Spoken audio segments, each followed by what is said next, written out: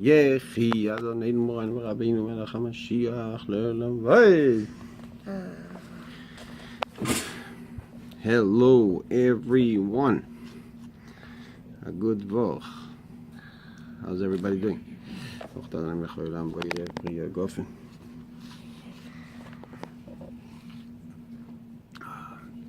Chaim.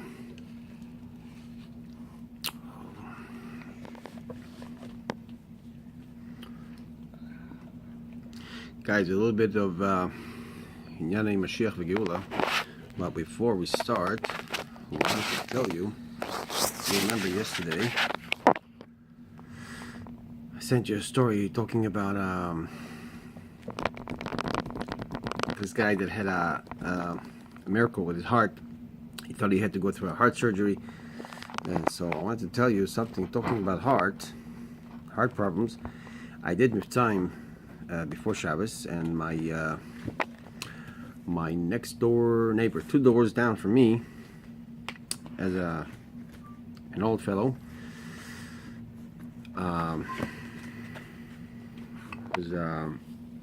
who had a heart issue. And when I went to put tefillin on him, he said that this whole week he felt similar to the story. He felt very sharp pains around the heart. So he said, very similar to the story. He said that they could not find the. Yeah, no, not this one. They could not find the reason for his problem. And then he went to an expert, and the expert said that there's a muscle around the heart that's causing him all the pain. I guess what? No. It's very similar, but it's not the same story. As before I put tefillin on him, actually when I took the tefillin off him, I saw he had a necklace. He was wearing a necklace, and he had a Magen David on the back, and on the front of it, a very small one, had a cross. Had the tzelem, the cross. And they're like glued to each other. One on top of the other. In the front, the cross, in the back of it, the Magen David. So I looked at it. I looked at it for like 2 minutes straight. I could not believe my eyes. And he's telling me he's got problems and pain. So I told him, take it off. Let me throw it to the garbage. Let me throw it to the garbage right now. This is the source of your problem.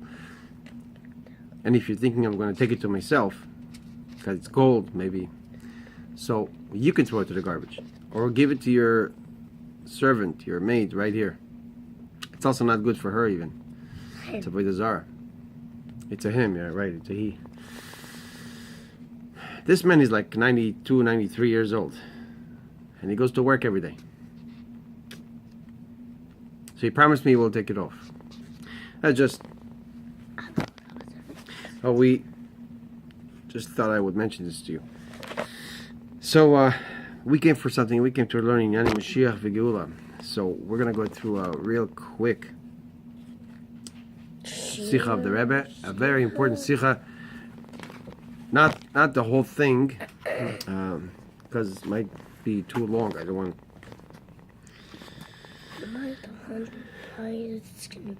So the Rebbe Mashiach says, the Rebbe answers over here very important questions. A lot of people think there's a saying in the Torah that says mitzvahs betelos la'asi lavei, that the mitzvahs will be bottled. The mitzvahs will not be anymore when Mashiach comes. It's exactly the opposite. The mitzvahs will not only be, but will be on a stronger level. And the Rebbe answers this over here. But at any rate, let's start. It's going to be, I hope, quick and short. Why did the Rambam, the only author, the only ruling authority on the laws of Mashiach and Geula, why did he place the laws of Mashiach at the end of his thesis? Like there's 14 books of the Rambam. At the very end, he covers the entire Torah in regards to halacha, in regards to the code of law. He's a codifier. And he discusses the entire Torah. And as far as the halacha, the mitzvahs are concerned, not the stories or the things in between, but he put at the very end of his thesis, he put the laws of Mashiach. Why Dafka at the end? The Rebbe says everything is exact in the Torah, the order of things and everything, the way it's placed. בסיום בסוף ספרו היד הכניס הרמב"ם את הלכות מלכים ומלחמותיהם ומלחמות. ולכאורה, לפי סדר הזמנים כפי שהרמב"ם אומר בתחילת הלכות מלכים, 3 מצוות נצטוו ישראל בשעת כניסתן לארץ, למנות להם מלך ולהכריז זרעו של עמלק ולבנות בית הבחירה. היה עליהם להכניס את הלכות מלכים מספרו הרבה לפני כן. The first mitzvah the Yidden were commanded to do when they go into Eretz Israel, first of all, is to appoint a king. Then the king will help them kill all their enemies, fight off the enemies and Amalek, and then you can build the Beis HaMikdash. The order makes sense. So if to appoint a king is the first mitzvah, we are talking about Melech HaMashiach, and the laws make sense. The laws of the kings will come first, or sometime after the first set of halachos, of laws, in the book of the Rambam. Why did he put them all the way at the end? ויש לומר, בזה שהרמב"ם הכניס זאת בסיום ספרו היד, ספר הלכות, וזה הוא מדגיש שהשלמות של קיום התורה וההלכה היא כאשר יש עניין המלכים. וכפי שזה גם מובן בפשטות, ששלמות הקיום של כל מצוות והלכות התורה היא כאשר ישנו מלך על כל ישראל. שעל ידו נעשית המצווה של מלחמות השם, להכרית זרעו של עמלק, והמצווה לבנות בית הבחירה, שרק אז שייך קיום כל ההלכות ומצוות התורה. The Rambam makes it a point to place the laws of the king, of King Moshiach, at the very end of his book, in order to show the shlemut, the completion. Torah and mitzvot cannot be complete without a king. If we would put it in the beginning, we would not notice that as much. But this is the whole edifice of the Torah, and at the very end is, like they say, everything goes after the end. At the very end, I'm putting this in order to show you that nothing is complete. When do you complete the picture? At the very end of the picture, you complete it. And without the end, the picture is not complete.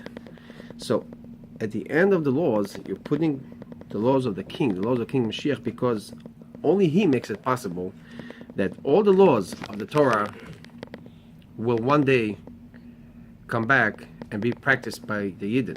Because, as you know, without the king, we will not be able to practice Torah and mitzvahs fully, as we're going to see later, because we're not going to conquer, we're not going to win the enemies, and we're not going to be able to build Beit HaBchira, the Beit HaMikdash. So therefore he placed those laws at the end. בפועל נעשה הדבר על ידי דוד המלך, שהיה מלך על כל ישראל, ישראל ויהודה, הוא כבש את ארץ ישראל, גמר ושלמות המלחמות, והשם הניח לו מסביב מכל אויביו, ועל ידו הייתה התחלת ההכנות על כל פנים דבניין בית המקדש בירושלים, ויאמר דוד, זהו בית השם גומר, וממילא התאפשר קיום התורה והמצוות בשלמות. So, in actuality, this happened through David HaMelech. Even though he did not build the Beis HaMikdash, he started it. Hashem told him, your hands are filled with blood from the wars and all that, so you will not be able to actually build it, but your son will. But David HaMelech gave his life to find the place of the Beit HaMikdash. He said, I'm living in a palace, and the ark of Hashem is desolated, has no room, has no house. Gave his life up. So it's called on his name, as if he built it, even though Shlomo Melech, his son, did. But after he did build the Beit HaMikdash, and he fought off the enemies before that, then Bnei Israel, for the first time, fulfilled all the Torah and mitzvot in Eretz Israel fully. He made it possible.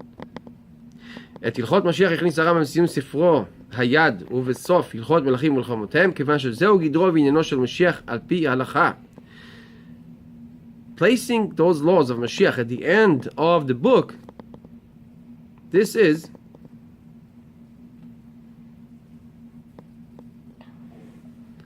according to halacha. הרמב"ם מפרש בפרק י"א של הלכות מלכים לא רק את עניין ביאת המשיח והחיוב להאמין בו, אלא גם מהו עניינו, גדרו ופעולתו ואופן התגלותו, ובמילא במה מתבטא החיוב להאמין בו. The Rambam puts the laws of Mashiach at the end. He does not only say, the Rambam does not only talk about the obligation to believe in Mashiach and that Mashiach will come one day. The Rambam also talks about what is Mashiach?